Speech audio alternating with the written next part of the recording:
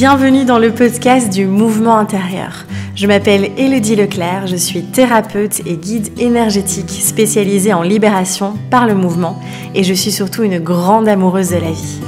Je suis ici pour t'accompagner à redescendre de la tête au corps, à faire danser ton énergie et à valser à travers les cycles de la vie.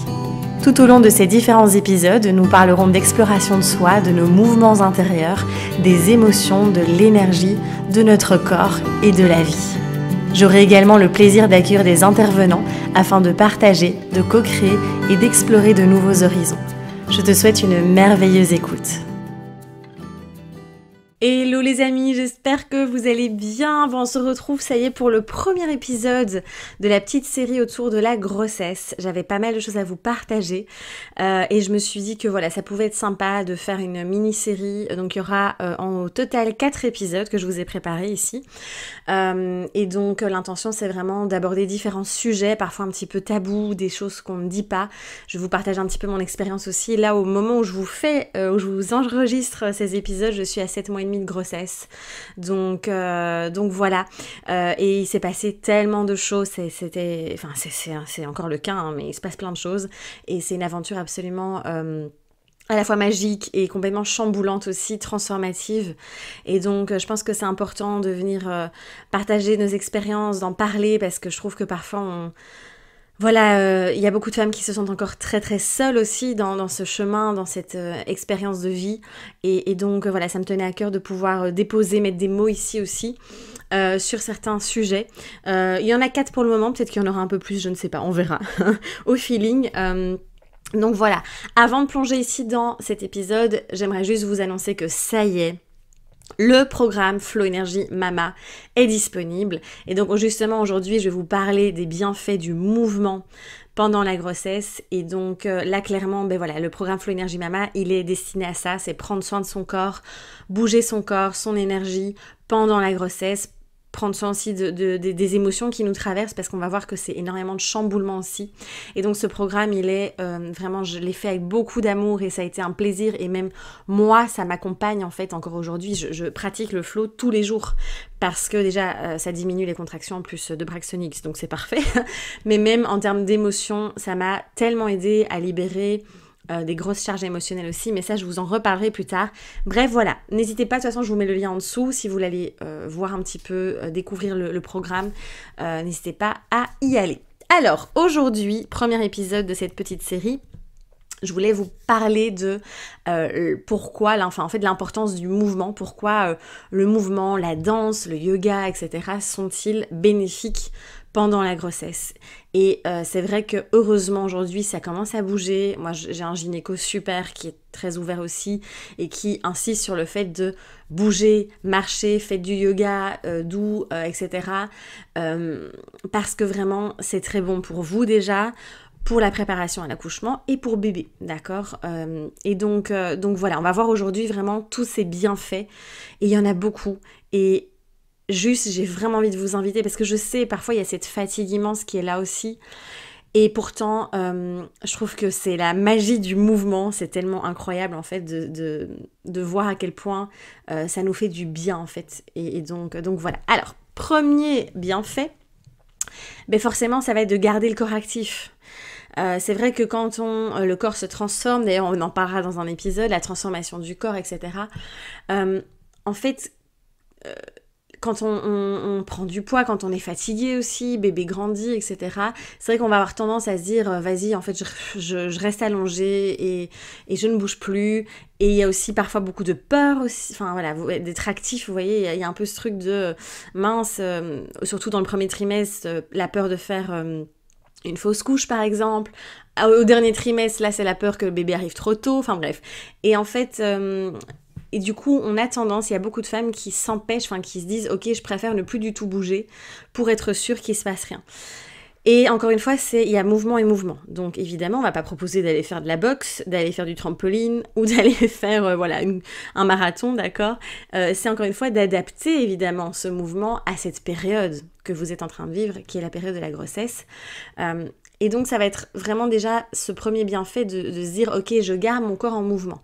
Et pourquoi ça va être important ? Parce que l'accouchement, et ça on va en parler un peu plus tard, pendant l'accouchement, ça va être tellement important, mais tellement important d'avoir cette notion de mouvement. Et plus vous allez aussi bouger le corps tout au long de la grossesse, plus ça va être facile aussi, vous donnez toutes les chances à votre corps de pouvoir accoucher de manière encore plus, je veux dire, facile, enfin c'est peut-être pas le mot, mais en tout cas il y a ce mouvement qui aura été créé aussi. Et d'ailleurs c'est intéressant parce que dans le programme Flow Énergie Mama, je vous parle, il y a un module sur vraiment vivre son accouchement dans le flow, et justement où je vous parle de l'importance de ce mouvement, et je vous donne plein d'exercices pour préparer l'accouchement et pendant l'accouchement aussi, et ça on en parlera un peu plus tard.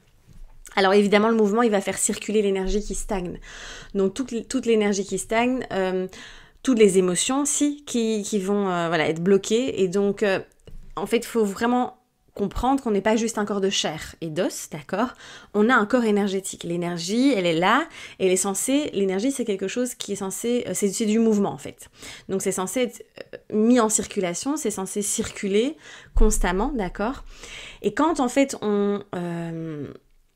quand on est, évidemment, il se passe plein de chamboulements dans le corps, que ce soit au niveau hormonal, physique, émotionnel, psychologique, etc. Quand on est enceinte, c'est vrai qu'on a tendance à aussi accumuler pas mal de nœuds, accumuler de l'énergie qui va vraiment venir stagner dans le corps aussi, qui va créer de la fatigue, qui va créer des douleurs aussi dans le bas du dos, etc. Enfin, peu importe. Et donc, l'intention du mouvement aussi, c'est de pouvoir justement faire circuler cette énergie, vous voyez, garder ce flow, garder vraiment ce mouvement encore une fois. Alors, ensuite, comme je vous disais, les émotions, clairement, une émotion, c'est une énergie en mouvement. Ça, j'en parle aussi, donc dans le programme, pareil, je vous donne plein de clés pour comment vivre les émotions, comment les libérer, etc. Et en fait, cette énergie, ces émotions, pardon, on en vit. Tout est décuplé en fait. Pendant la grossesse, tout est décuplé, et il y aura un épisode vraiment consacré aux émotions, donc je vais pas m'attarder dessus, mais... et en fait, le truc c'est que si on va pas les vivre, elles vont venir s'imprimer dans le corps, elles vont venir, encore une fois, venir créer des nœuds, des tensions, stagner, etc. D'accord? Donc c'est vraiment l'intention, finalement, à travers le mouvement aussi, de venir libérer les émotions, les tensions. Ça permet aussi, le mouvement, finalement, de diminuer le stress, les angoisses, la fatigue. Quand on est enceinte, c'est vrai qu'on va vivre, c'est peut-être votre cas, mais on va vivre énormément d'émotions différentes, on va passer par c'est un peu les montagnes russes, hein.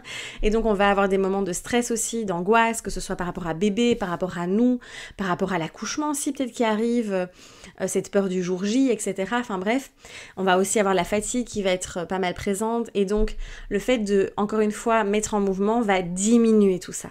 Et ça va vraiment vous ramener à chaque fois dans une espèce de sérénité, dans quelque chose de beaucoup plus posé, de beaucoup plus ancré. Et donc c'est bon pour vous, mais aussi pour bébé, parce que on le verra, bébé il capte tout. C'est une éponge, c'est un corps de sensations, donc tout ce que vous vivez, il le vit aussi, d'accord? Ensuite, évidemment, ça va permettre aussi le mouvement de revenir dans le corps. Ça va permettre de lâcher le mental, le néocortex, voilà, tout ce truc de la charge mentale qu'on peut avoir déjà en étant enceinte. Et en fait, c'est aussi un point mais tellement primordial pour le jour J, pour le jour de l'accouchement, c'est vraiment de revenir dans le corps au maximum. Là, pour le coup, je mets mon cerveau en mode off et je suis uniquement connectée à mon corps, à mes sensations, à ce qui se passe là en bas, entre guillemets. Et donc, là aussi, le mouvement, ça va nous aider forcément à ça, parce que on revient vraiment dans ce corps.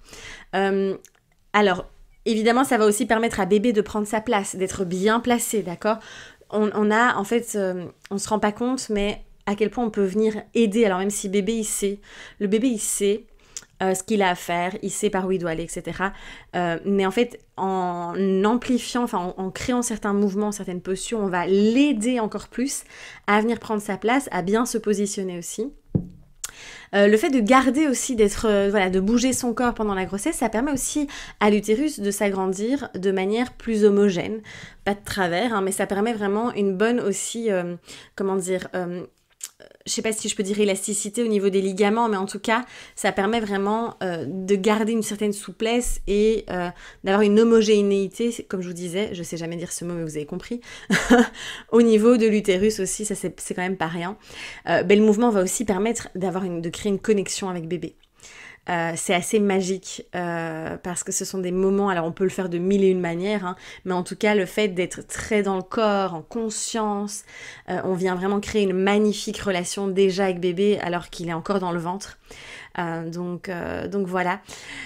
Tout ce qui est maux de dos, jambes lourdes, sciatiques, etc., hein, les petits bobos de la grossesse, hein, eh bien pareil, le mouvement va vraiment venir soulager tout ça, va vraiment venir accompagner, c'est vraiment assez magique aussi par rapport au soutien du corps, puisqu'encore une fois, ces douleurs et autres, en fait, c'est simplement de l'énergie, des nœuds qui se sont formés aussi. Alors évidemment, physiologiquement parlant, on a évidemment l'utérus qui grandit, donc il va appuyer sur le nerf sciatique par exemple, qui va, on fait de la rétention d'eau pour certaines, des œdèmes, il y a les jambes sans repos, il y a plein de choses. En tout cas, ça aide énormément. Pareil, moi j'ai eu ici une petite période où j'ai eu un peu plus de contractions de Braxton Hicks. En tout cas, j'aime bien dire que c'est l'utérus qui simplement s'entraîne, hein, qui se prépare. Et en fait, j'ai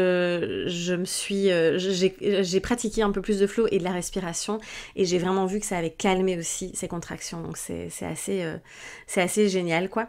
Et donc le fait de rester aussi mobile pendant la grossesse, ça va aussi vous aider le jour J, donc le jour de l'accouchement, parce que vous allez rester active aussi. Il ne faut pas oublier que quand même, l'accouchement est une sacrée épreuve physique, n'est-ce pas?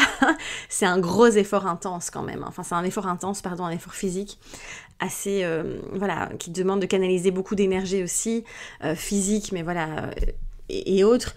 Et donc, le fait de pratiquer ce mouvement, je pense profondément que ça aide aussi pour ça. Évidemment, on va venir agir aussi sur le système lymphatique, sur tout ce qui est rétention d'eau et autres. Donc, vous verrez, en fait, dans le programme, hein, je parle aussi beaucoup de ça, c'est que je vous propose des positions, par exemple, les jambes contre le mur, les jambes en l'air, ça va vraiment permettre aussi à tout ça, tous ces fluides en fait, de mieux circuler.